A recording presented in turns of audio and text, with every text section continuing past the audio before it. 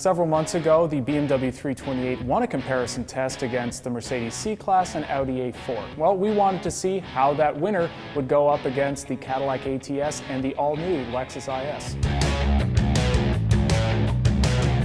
We took the cars through about 110, 120 miles of canyon roads, LA streets, highways, and really put them through their paces, all three back to back. This really reaffirmed our testing conclusions that the Lexus is painfully slow. It's the slowest in a straight line, and when you get it out into the hills or when you get it out into the road, you've got to really work for the power. The BMW, on the other hand, didn't return the best testing numbers, but when we got it out into the real world, the engine and transmission were unbeatable. Beyond that, it just had the most natural feel to it, and the BMW would constantly be in the lead or nipping at the heels of whoever happened to be running the front car. Out on the open road, they all kind of were a little stiffly sprung to get that sportiness out of them.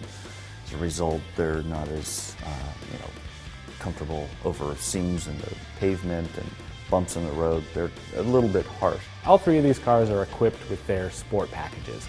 The Lexus IS250 has its F Sport package. It has sport suspension, sport wheels. The Cadillac has its FE3 sport suspension that has its magneto-rheological multi-mode suspension.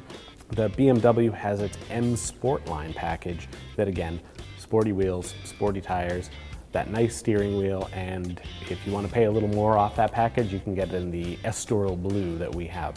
All three of these cars are also equipped with summer tires, which really helps it on the road and at the track.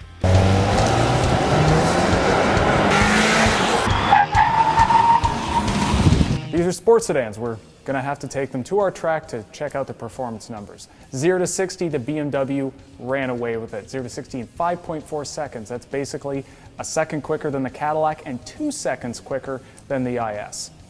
In terms of braking, the BMW was also the best, stopping from 60 miles per hour and 109 feet. The Cadillac just a bit longer, and the Lexus even longer than that, 118 feet, and that's where its tires started to seem like they might be a bit of a liability.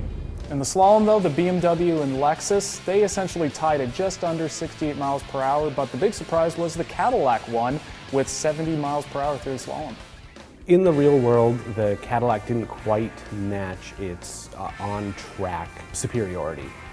No doubt the car has a ton of grip and it's easy to drive, but it just didn't have that sort of natural balance and natural poise that the BMW had. Again, the Lexus's steering really was excellent, informative, and communicative on those roads, but it didn't have the grip and it didn't have the power to keep up with the other two. Just like the exterior, the interior of the IS is trying really hard. They have a clear line that they're trying to draw between this lesser IS and the granddaddy of the ball, the Lexus LFA. The Cadillac feels like a Cadillac should. It's very elegant and very cool. But a lot of that comes from that Q system. So the fact that it doesn't have buttons and knobs, yeah, that makes it look very sleek and modern and cool, but it makes it a big pain to use.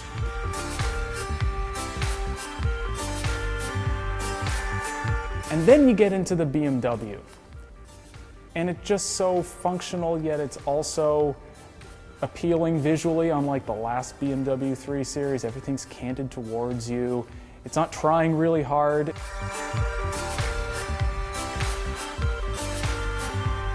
The Cadillac is the most expensive here. It tops $51,000.